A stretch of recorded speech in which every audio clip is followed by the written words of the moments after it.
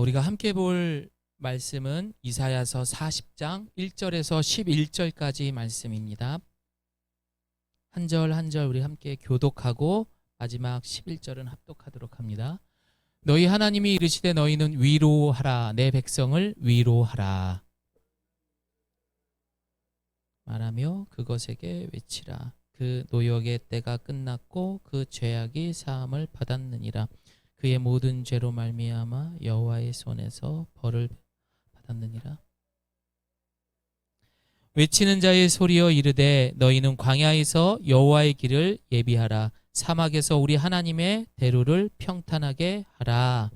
골짜기마다 도두어지며 산마다 언덕마다 낮아지며 고르지 아니한 곳이 평탄하게 되며 험한 곳이 평지가 될 것이요 여호와의 영광이 나타나고 모든 육체가 그것을 함께 보리라. 이는 여호와의 입이 말씀하셨느니라.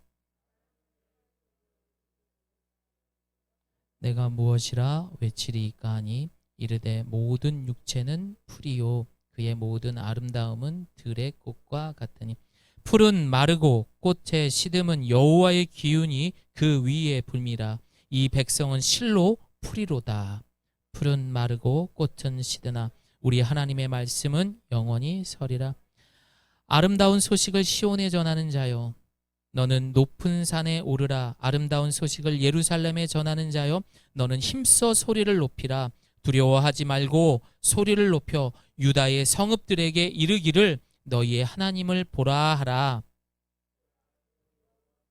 장차 강한 자로 임하실 것이요 친히 그의 팔로 다스리실 것이라. 보라, 상급이 그에게 있고 보응이 그의 앞에 함께합니다. 그는 목자같이 양떼를 먹이시며 어린 양을 그 팔로 모아 품에 안으시며 젖먹이는 암컷들을 온순히 인도하시리로다. 아멘. 여러분, 제가 찬양을 할 때 가끔 안 부르는 게 호흡이 딸려서 아닙니다. 전 충분한 음악성을 갖고 있기 때문에 여러분이 잘하는지 못하는지 테스트하는 겁니다. 찬양할 때는 여러분 주변 생각하지 마시고 큰 소리로 찬양하세요. 예, 사람을 보고 찬양하는 것이 아니라 이 시간만큼은 오늘 이 성탄절의 주인이 되시는 우리 하나님을 바라보고 우리 아기 예수님을 생각하면서 찬양할 수 있는 저와 여러분이 되시기를 소망합니다. 그런 의미에서 우리 기쁜 마음으로 옆에 사람하고 인사하겠습니다. 메리 크리스마스. 예, 헐레벌떡 지금 늦을까봐 막 뛰어온 우리 반주자분 지금 막 마음이 그럴 거예요. 우리 반주자 보면서 메리 크리스마스. 얼굴 빨개졌어요. 괜찮아요. 뭐 그럴 때도 있죠. 자, 오늘은 여러분 성탄절입니다. 그런데 우리가 메리 크리스마스 이렇게 인사를 해도 사실 그렇게 밝은 성탄절 같지는 않아요. 어제 사실은 오늘 저희가 성탄절이라서 이렇게 이웃분들에게 뭘 이렇게 나눠주려고 했던 것들이 있어요. 핫팩이랑 이렇게 전도 건빵이랑 포장해서. 그런데 이렇게 제가 이제 의정부에 어디 볼 일이 있어서 갔다가 돌아오면서 표정들을 봤는데 너무 사람들이 어두운 거예요. 그래서 계획을 바꿨어요. 우리 교회 주변에 지나다니는 분들에게 내일이 어떤 날인지 이 성탄절의 의미를 한번 나도 간접적으로 좀 전해보자. 이들에게 좀 기쁨을 줘보자 해가지고 저녁에 그 준비했던 이 70개를 가지고 나와가지고 지나다니는 분들한테 메리 크리스마스, 행복한 성탄 되세요 딱 나눠드렸는데 사람들이 어떨 것 같으세요? 예? 뭐예요? 좋아하는 표정이 정말 없어요. 처음에는. 그리고 거절하는 분들도 있었고 모두가 손을 집어넣고선 무관심하고 오늘이 성탄절이었나? 라고 생각하는 분들이 있을 만큼 바쁘게 사는 분들, 또 배달 오토바이들은 왜 이렇게 또 바쁘게 다니시는지, 또 우리 1층에 계신 우리 사장님도 너무 밤 늦게까지 또 수고하시는 이런 모습들을 보면서 야, 예전 같은 성탄절이 아니구나. 점점 우리는 이 성탄절의 의미를 잃어갈 수도 있겠구나라는 생각이 들었습니다. 그러나 오늘 이 시간 함께하는 여러분 모두는 오늘 바로 이 아기 예수님이 이 땅에 오신 분명한 목적과 그리고 우리에게 가르쳐 주신 것들을 꼭 실천할 수 있는 우리 예가교회 성도님들이 되시기를 소망합니다. 그런 의미에서 다시 한번 옆에 사람 뒤에 사람들 보면서 메리 크리스마스 하면서 기쁜 마음으로 우리 인사하겠습니다. 시작. 메리 크리스마스. 우리 은효 선생님도 메리 크리스마스. 15개월. 자, 이런 모습은 사실상 우리 한국만의 모습은 아닌 것 같아요. 코로나19가 시작된 지 이제 만 2년이 넘어가면서 전 세계의 많은 사람들이 마스크를 쓰고 일상을 시작해서 마스크를 벗어야만 우리의 일과가 끝나는 일상으로 이제는 자연스럽게 바뀌어 버렸습니다. 어쩌면은 종식과는 먼 앞으로 우리는 코로나와 함께 살아야 되는구나라는 이야기도 많이 들리는 듯 합니다. 이 코로나가 우리 일상에 주는 영향은 상당히 큽니다. 제일 먼저 어떤 걸까요?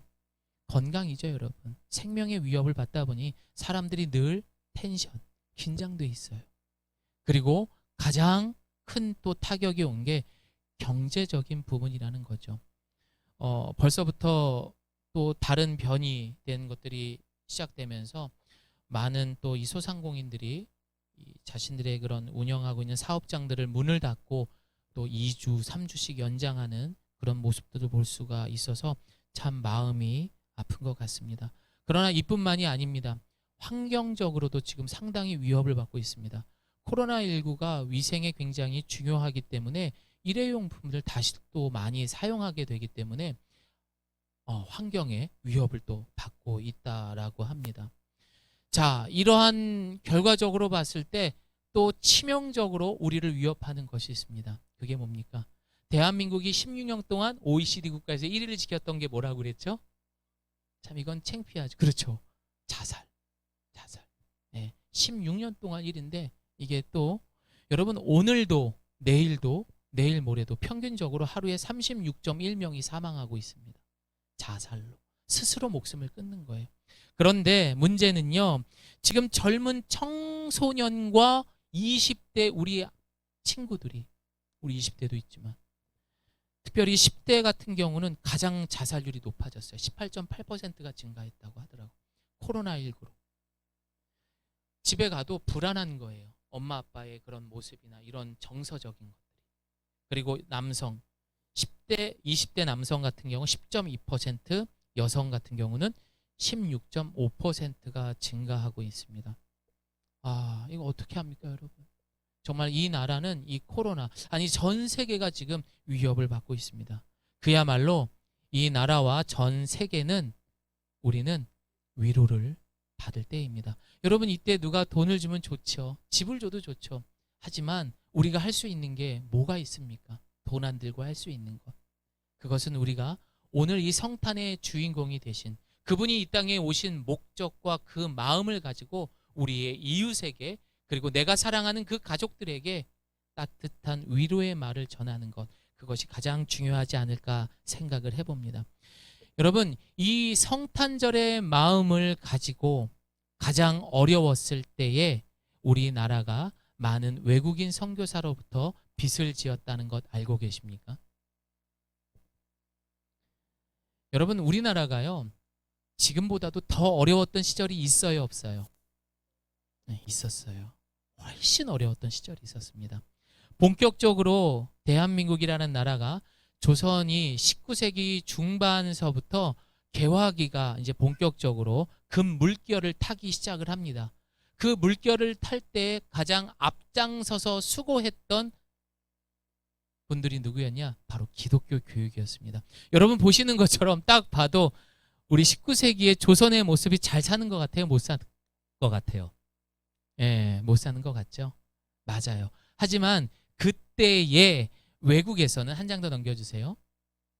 바로 1885년 4월 5일 부활주일에 오후 3시에 미츠비시오라는 배를 타고 아펜젤러 목사님과 그리고 언더우드 목사님 가족이 이제 인천의 제물포항에 도착을 하게 됩니다. 그리고 이곳에 오자마자 그분은 이렇게 기도하셨습니다.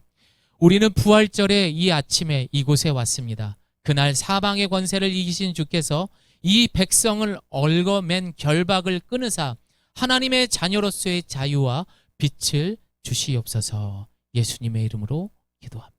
이게 첫 기도였어요. 그들이 들었을 때는 못 사는 나라, 고집 센 나라, 그리고 아이들이 불쌍한 나라. 여러분 왜 그러신지 잘 알고 있을 것입니다. 수천 년에 자라는 그런 폐쇄적 정치 성향은 민족의 그런 뭐 정신과 정서 뭐 이래가지고 뭐 사대부 집안들의 자제들만 교육을 받을 수 있고 남녀 평등 이런 게 있었습니까? 유교적인 그런 깊은 뿌리 때문에 조선이라는 땅은 정말 답이 안 나오는 그런 나라였습니다. 하지만 이들 몇 명은 한국에 들어온 것입니다. 바로 오늘 태어나신 아기 예수님이 이 땅에 전해주고자 했던 그 놀라운 사랑, 생명과도 바꿨던 그 사랑의 마음을 가지고 오늘 이렇게 조선 땅에 오시게 된 것입니다. 첫 번째로 1800 이때에 아펜젤러 목사님은 배제학당을 이제 세우게 됩니다. 예, 첫 근대 국제학교 바로 배제학당입니다. 보시는 것처럼 우리 목사님께서는 이 온 친구들에게 이렇게 이야기를 했습니다. 욕위 대자 당위 인역이란 말을 했어요. 이 뜻이 무슨 뜻입니까? 저도 몰랐어요. 이 뜻은 얘들아 너희가 벼슬을 얻기 위해서 공부하는 것이 아니란다. 너희들이 공부하는 것은 이 세상의 어두운 곳, 헐벗고 굶주리고 그리고 예수 그리스도의 사랑이 필요한 곳에 그들에게 봉사와 섬김을 위해서 너희들이 이 배움터에서 공부를 하는 거다라고 이야기를 했던 것입니다. 우리 함께 마태복음 말씀 함께 읽을까요? 시작. 너희 중에 누구든지 으뜸이 되고자 하는 자는 너희의 종이 되어야 하리라.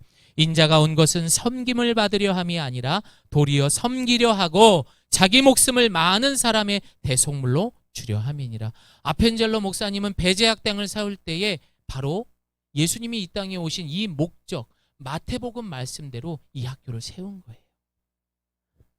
그리고 정말 그 아이들은 인자가 이 땅을 섬기려 하는 그 마음을 가지고 그곳에서 배우고 그리고 나아가서 그렇게 섬기는 삶을 살았다고 합니다. 여러분 이때에 수업을 할 때 한국말로 수업을 했을까요? 아니면 영어로 수업을 했을까요? 뭐 이런 질문을 하면은 답은 뻔하지 않을까요? 영어로 수업을 했다고 합니다. 그래서 지금보다도 영어를 더 잘했을 거라고 생각이 듭니다. 예, 왜냐하면 외국인이 가르쳐야 했으니까. 그리고 여러분 그 다음에 또 유명한 분이 있다면은 바로 메리 스크랜턴 선교사였습니다. 여자분이었습니다. 이분은 이 땅에 왔는데 야, 이 조선만큼 진짜 남녀 평등이 없는 이런 곳이 있었나? 사실 요즘에 페미니즘 해가지고 많은 이야기들이 나와요. 예민합니다.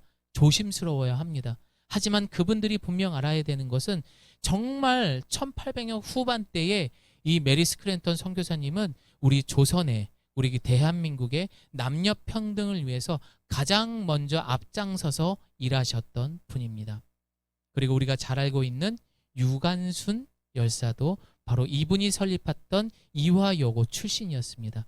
결국 이 메리 스크랜턴 선교사님은 여성분들 여러분들도 공부할 수 있는 자격이 됩니다 해서 그리고 정동 지역에 있는 20여 채의 집들을 싼 헐값에 구입을 해서 그때부터 여학생들을 가르치기 시작을 한 거예요.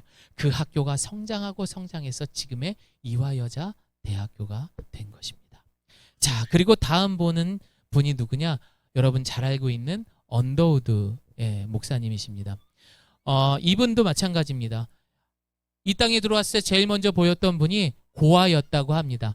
그런 고아 아이들을 데려다 놓고선 가르치기 시작을 했고 그리고 그 아이들을 위해 예수님의 이야기도 전해주기 시작을 했습니다. 그리고 이 아이들을 조금 더 전문적으로 가르치자 하면서 1900년대인가요? 1907년에 연희 전문 학교를 세우게 되고 그리고 수많은 인재들을 길러내면서 지금의 연세 대학교가 됩니다. 자, 그리고 난 다음에 우리가 잘 알고 있는 이 세브란스의 병원의 시작은 알렌 선교사님이 우리나라 최초의 근대식 병원인 광해원을 세우게 되면서 아프고 그리고 치료받지 못하는 불쌍한 대한민국 이 조선 땅의 많은 백성들을 이 병원을 통해서 또 치료받을 수 있는 기회가 주면서 이 병원이 성장하면서 지금의 세브란스 병원이 된 거예요. 자, 여러분 조선 땅에, 아니 이 한국 땅에 굵직굵직한 교육시설과 의료시설을 가장 먼저 한 곳이 어디입니까? 여러분 기독교예요. 그 기독교의 본질이 뭡니까? 바로 12월 25일에 태어나신 아기 예수님이 이 땅에 오신 목적대로 인자가 이곳에 와서 내가 뭔가 하나 해보겠다, 이것이 아니라 죽으러 오신 거예요. 내가 널 위해 죽을게. 내가 널 위해 끝까지 인내해 줄게. 기다려 줄게. 사랑한다. 용서한다. 그 마음으로 이 땅에 오신 거예요. 그런데 계속해서 이 성탄절은 많이 왜곡되어 가고 있고, 우리가 그 놀라운 그 역사가 뒷받침하고 있음에도 불구하고 우리의 기억 속에 잊혀져 가고 있습니다. 그렇게 개화기 시절이 지나면서 우리는 계속해서 여러분 어떻게 됩니까? 일제의 압박을 받기 시작하면서 본격적으로 일본의 식민지 생활을 하게 됩니다. 사진 한 장을 보여줄게요. 여러분 우리가 잘 알고 있는 그런 인물들이 나오게 되죠. 이쪽부터 누구죠? 여자분부터. 우리 예가 스카우트 어린이들은요 진짜 큰 소리로 대답했어요. 다 우리 어른들도 누구죠? 예, 유관순. 그 다음 누구죠? 도산 안창호 선생님이죠. 또 누구죠? 하루라도 책을 읽지 않으면, 예, 그분이시죠. 안중근 의사. 예, 그 다음에 누구죠? 김구 선생님. 여러분 이분들의 공통적 특징이 뭔 줄 아십니까? 나라를 엄청나게 사랑하셨습니다. 대한의 독립을 위해서 목숨을 바쳤던 분들입니다. 그리고 또 하나, 그렇게 목숨을 바치기 전에 이들의 공통점이 있다면 이들은 바로 기독교인들이었어요. 김구 선생님은 대한의 독립을 위한 최초의 리더자이죠. 예, 사실상 어떻게 보면 대통령도 될 수 있었던 분인데, 자, 이분이 이렇게 이야기했습니다. 나는 그리스도인입니다. 고로 거짓 없는 내 양심은 내 죽음을 초월하여 나라를 사랑하였습니다. 그래서 이분이 뭐라고 이야기하셨냐면은, 나는 이 대한민국 땅을 기독교의 정신을 바탕으로 세우고 싶다라는 이야기를 했을 만큼 상당한 신앙을 갖고 계셨던 분이었습니다. 그리고 정말 독립선언서의 33명 중에 16명이 목사와 장로들이었어요. 그만큼 대한의 독립을 위해서, 그 역사를 위해서 누구보다도 발벗고 나섰던 그분들이 바로 오늘 태어나신 아기 예수님의 사랑을 인정하고 그 사랑대로 살아갔던 분들이 자랑스러운 이 역사의 주인공이었다라는 것, 이것을 여러분 모두가 기억하시길 바라고, 우리가 기독교 간혹가다 실수하셔서 욕을 먹는 교회도 있고요, 목사님도 계시고 기독교인도 있습니다. 심지어 우리 옆에 있는 이웃들도 참 별로인 기독교인들도 있습니다. 하지만 그 중에 괜찮은 기독교인이 우리 역사의 주인공으로 있었다라는 것도 기억하시면서 여러분 모두가 좋은 것만, 그리고 무엇보다 그 예수님이 이 땅에 오신 그 본질만을 바라볼 수 있는 저와 여러분이 되시기를 소망합니다. 여러분 저를 따라해 보겠습니다. 그때도 복음이었습니다. 이보다, 코로나19보다도 더 힘들었던 그 시절에도 여러분 복음이면 충분했습니다. 복음 하나로 그 몇몇 안 되는 사람들이 힘을 모아서 학교를 세우고 병원을 세웠던 거예요. 굶주리고 부모가 없어 울고 있는 아이들 데려다가 그 친부모보다도 더 큰 사랑을 줄 수 있었던 것, 이것이 바로 기독교의 사랑이었던 것입니다. 저는 어제 이걸 준비하면서, 어제가 아니죠, 이번 주 내내 이제 생각을 하면서 상당히 뿌듯하고 또 한편으로는 책임감도 느꼈습니다. 그래서 여러분 모두가 오늘 이 성탄절 이후에는 나아가서 우리 이웃들에게도 조금은 영향력을 줄 수 있는 사람들이 되었으면 좋겠어요. 뭐 예를 들면 이 추운 날에도 박스 줍고 다니시는 할머니 할아버지 보이면 뭐 핫팩을 이렇게 선물을 할 수도 있는 거고, 아니면 배달 업종을 갖고 계신 분들한테, 택배 기사분들한테 감사합니다 라면서 그렇게 감사의 표현들 할 수 있는 것, 그리고 엘리베이터 안에서 마주친 사람들한테도 안녕하세요 먼저라고 인사하면 기분 되게 좋아요. 여러분 그렇잖아요. 정말 별거 아닌데 이런 것 하나하나가 위로였다는 것. 그리고 이분들도 결국에는 뭐였냐, 따라해봅니다. 위로였던 거예요. 예, 위로였던 거예요. 오늘 우리가 함께 본 이 이사야서의 이 본문의 배경도 참담한 이스라엘의 모습을 우리에게 보여주고 있습니다. 뭐 사울 왕 이후에 다윗 그리고 솔로몬까지 뭐 괜찮았죠, 여러분. 하지만 솔로몬 이후에 처참하게 그들은 하나님을 등지게 되면서 남유다와 북이스라엘로 이들은 갈라지게 됩니다. 그리고 하나 둘씩 이들은 망하는 길로 가게 됩니다. 그래서 오늘 본문을 기록했던 이 이사야서, 이 글을 기록했던 이사야 선지자는 남유다의 히스기 왕 때에 활동했던 그때 당시에 또 이야기를 담았던 내용이기도 합니다. 히스기 왕 하면 여러분 생각나는 게 누구죠?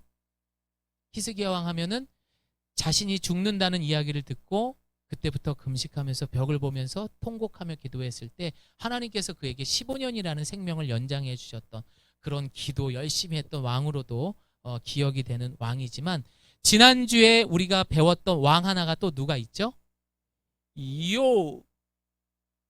요시야 왕이 있었잖아요. 요시야. 요시야 왕의 아버지의 그 위에 므낫셋, 그리고 그 위에가 바로 히스기야 왕이 되는 거예요. 그러니까 다시 말해서 거의 이제 이 이스라엘이 망할 때가 다 할 때였죠. 여러분, 이 히스기야 왕은 또 하나 유명한 게 있습니다. 이사야가 활동할 이 시기에 정말 외부로부터 아수르라는 나라부터 큰 공격을 당하게 됩니다. 그런데 여러분, 그때 이 히스기야 왕이 기도를 하게 됩니다. 하나님, 이 나라를 구해 주십시오 라고 기도했습니다. 열심히 기도한 결과 어떻게 된 줄 아세요? 아수르의 군대 18만 5천 명이 죽게 됩니다. 에휴, 사실 교회를 얼마 다니지 않은 분 같은 경우는 18만 5천 명이 어떻게 죽어요? 사실 그들이 지금 전쟁할 형편도 아닌데. 여러분, 18만 명이라면요, 지금의 제가 찾아보니까 서산시의 인구 정도가 되더라고요. 서산시의 인구가 되는 그만큼의 숫자가 몰살당해 버립니다. 그런데 여러분, 이게 가짜냐?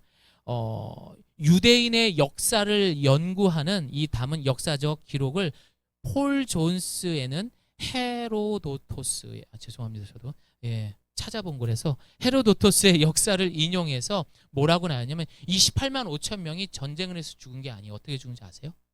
쥐를 통해서 전염시키는 패스트라는 병으로 18만 5천 명이 싸그리 다 전멸당한 거예요. 놀랍지 않습니까? 하나님은 그렇게 이스라엘을 구원하신 거예요. 자, 그렇게 이들이 하나님의 그런 도움을 받는 그런 사랑 속에 살아갔던, 그럼에도 불구하고 이들은 하나 둘씩 하나님을 배신하게 되고 죄를 짓게 되었던 것입니다. 근데 인간은 어쩔 수가 없어요. 그래서 오늘 이 성탄절에 예수님이 이 땅에 오신 것입니다. 아멘입니까?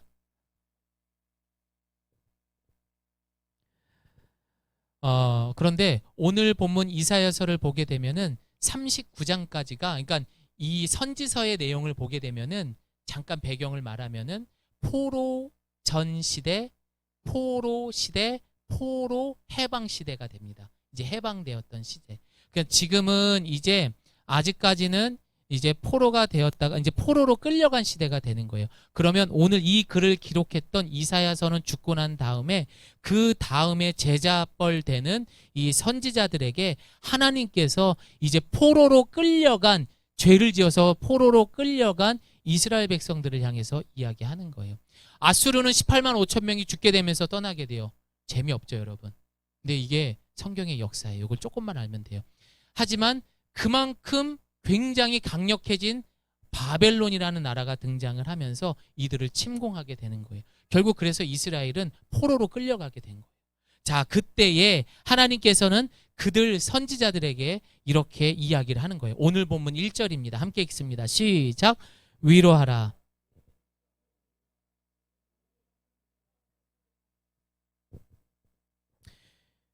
이게 무슨 말입니까, 여러분?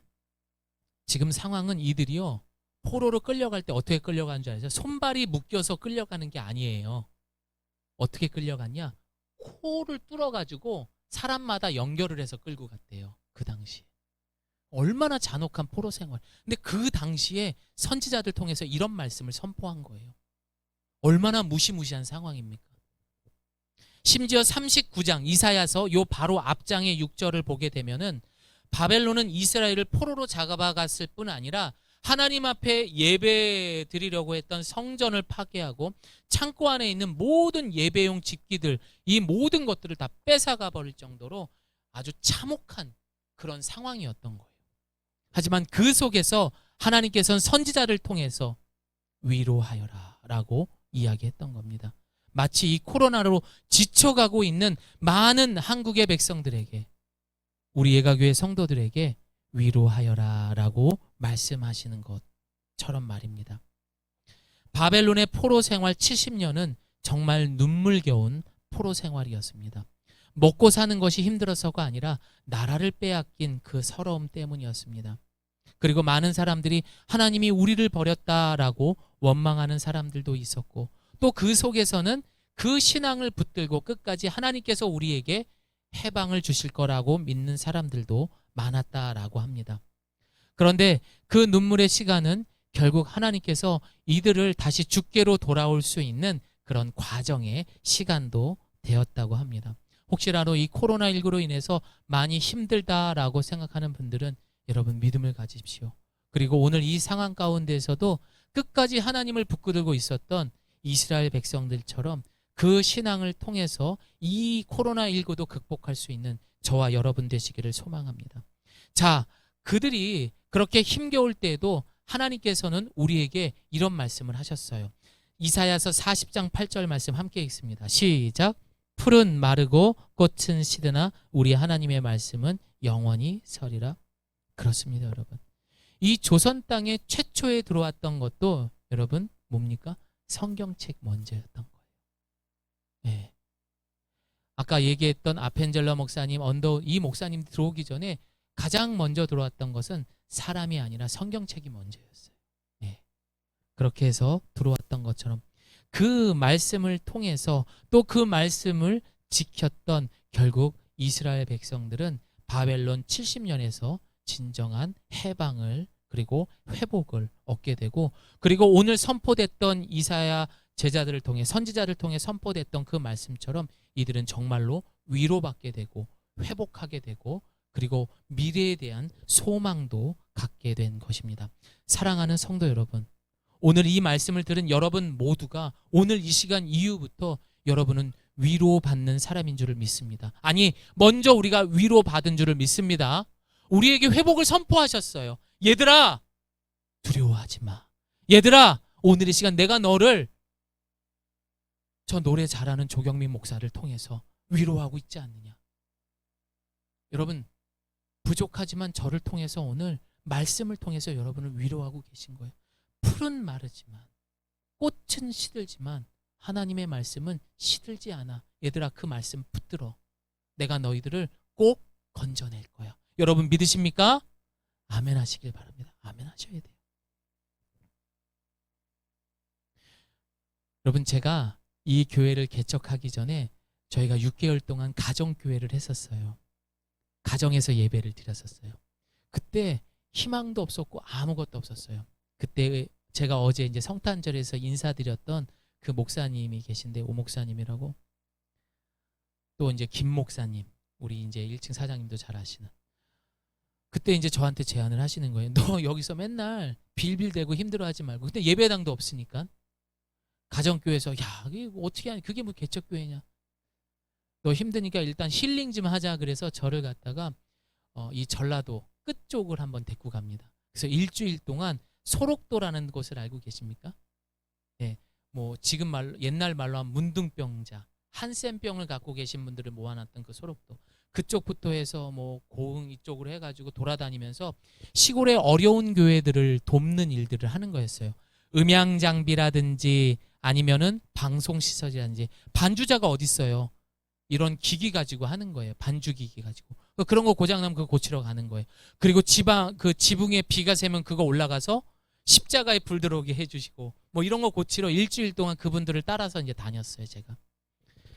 그런데 기억에 남는 것은 그 소록도에 갔을 때 이제 문둥병에 걸렸던 한 권사님을 만나게 됩니다. 근데 그 권사님이 자신의 삶을 이야기해 주시는 거예요.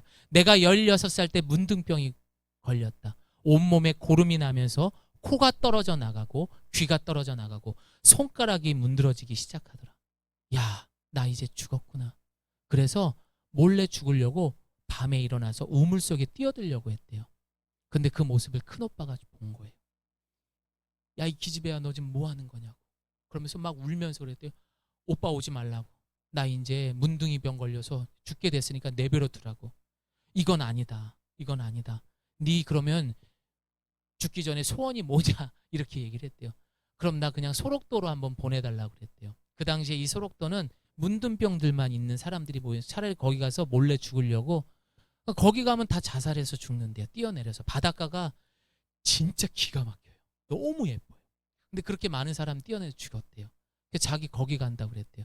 그래서 밤에 몰래 오빠가 그 권사님을 16살 된 그 아이, 문둥병 그 아이를 칭칭칭 다 감아가지고 그 소록도에 배를 태워서 보냈다고 합니다. 그래서 거기서 죽으려고 온갖 짓을 했는데 사람들 눈에 계속 발각이 돼서 그때마다 살아난 거예요. 이렇게 살아나고 저렇게 살아나고. 그래서 그 권사님이 80이 넘어서도 살아있으면서 저희들한테 얘기를 하기를, 저는 그 소록도에서 죽으려고 가려고 했었습니다. 그런데 그곳에서 예수님을 만나게 되면서 나는 그곳이 천국이 되었습니다. 사람들은 소록도를 지옥이라고 얘기한대요. 하지만 그곳은 천국이래요. 손이 문드러져 있고 눈이 문드러졌고 코가 없는데 그 사람들이 그 바닥에 가보잖아요. 이 바닥이요 약간 묘해요. 근데 그게 왜 그런가 했더니 그분들이 만난 그 예수님을 그 없는 손으로, 그 고름이 떨어지는 손으로 박수치고 찬양하면서 그 바닥에 피범벅이 됐기 때문에 거기가 그런 예배당이었다고 하더라고요. 그렇게 해서 만난 예수님을 통해서 자신은 새 생명을 찾게 되면서 그렇게 위로받게 되고 회복하게 되고, 지금은 자신이 국가에서로부터 받은 그 돈이 있나 봐요. 그래서 그걸 가지고선 군 장병들한테 피자 사주고 그리고 뭐 햄버거 사주면서 전도하러 다니시더라고요. 지금도 손이 이렇게 말려 들어갔었어요. 얼굴도. 근데 피부가요 80대 피부가 아니세요. 정말 너무 밝고 그렇게 건강한 분은 제가 처음 봤던 것 같아요. 진짜. 그런 분을 제가 그렇게 만나게 되면서 많은 위로를 받게 되고, 하나님께서는 그런 저에게 또 하나의 그런 예수님을 통해 위로받으신 분을 통해서 또 제가 위로받게 되고, 그 열매로 이렇게 좋은 예배당과 함께 예가교회가 시작이 된 것입니다.